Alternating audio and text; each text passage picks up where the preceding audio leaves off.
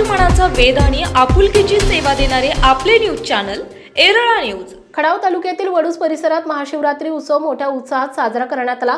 या निमित्ताने भजन कीर्तन आदी धार्मिक कार्यक्रमांसह मोठ्या प्रमाणात खिचडी आणि महाप्रसाद वाटप करण्यात आले। मुख्य दिवशी वडूज कुरोली येथील सिद्धेश्वर मंदिर, रानमळ्यातील मूळटेक मंदिर, वाकेश्वर येथील रेवन सिद्ध मंदिर, नागाचे कुमटे येथील श्री कुंभेश्वर मंदिर या ठिकाणी दर्शनासाठी रात्री उशिरापर्यंत भाविकांच्या रांगा लागल्या होत्या।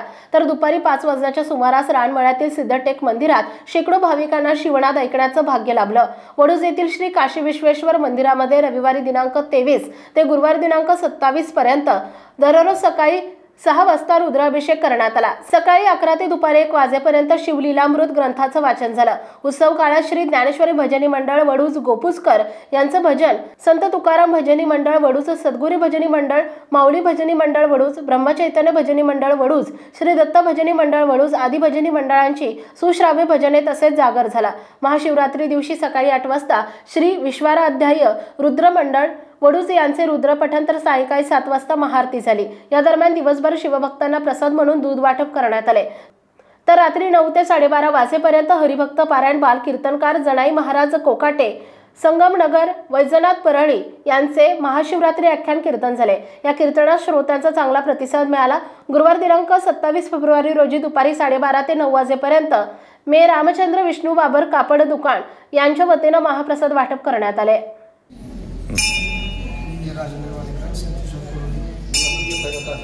सिद्धेश्वर महादेव देव संस्थान कुरोली येथे सिद्धेश्वराचा उत्सव या वर्षातला महत्त्वाचा महाशिवरात्रीचा उत्सव।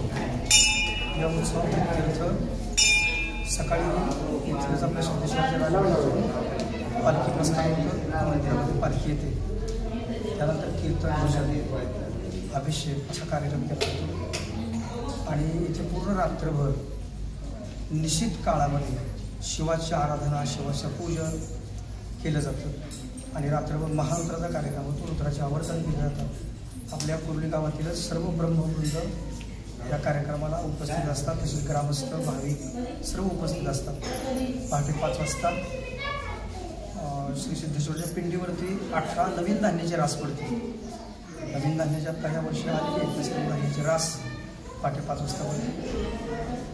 त्याच्यानंतर मग महापूजा होते, महानैवेद्य दाखवला जातो आणि मग सिद्धेश्वराची आरती झाल्यानंतर या उत्सवाची सांगता होते। नमस्कार, मी गजानन देशमुख। आज शिवरात्रीचं औचित्य साधून या कुरोलीच्या पंचक्रोशीतून आणि त्याचबरोबर राज्य परराज्यातून आणि काही भक्त नेपाळमधून आज महाशिवरात्रीच्या निमित्तानं सिद्धेश्वराचं दर्शन घेण्यासाठी या ठिकाणी आलेले होते। वर्षभर जे अनेक उत्सव पुरातन काळापासून इथे होतात, त्यापैकी शिवरात्री हा एक महत्त्वाचा शिवाचा उत्सव असतो आणि असं म्हटलं जातं की या दिवशी जे लोक शिवाच्या जवळ दर्शनासाठी येतात त्यांना शिव सर्वार्थाने। एरळा न्यूजसाठी प्रतिनिधी शरद कदम आणि सूरज भांडवलकर, वडूज, सिद्धेश्वर, कुरोली। आपल्या भागातील महत्त्वाच्या बातम्या पाहण्यासाठी आजच आमच्या एरळा न्यूज चॅनलला YouTube वर सबस्क्राइब करा आणि बेल आयकॉन प्रेस करा।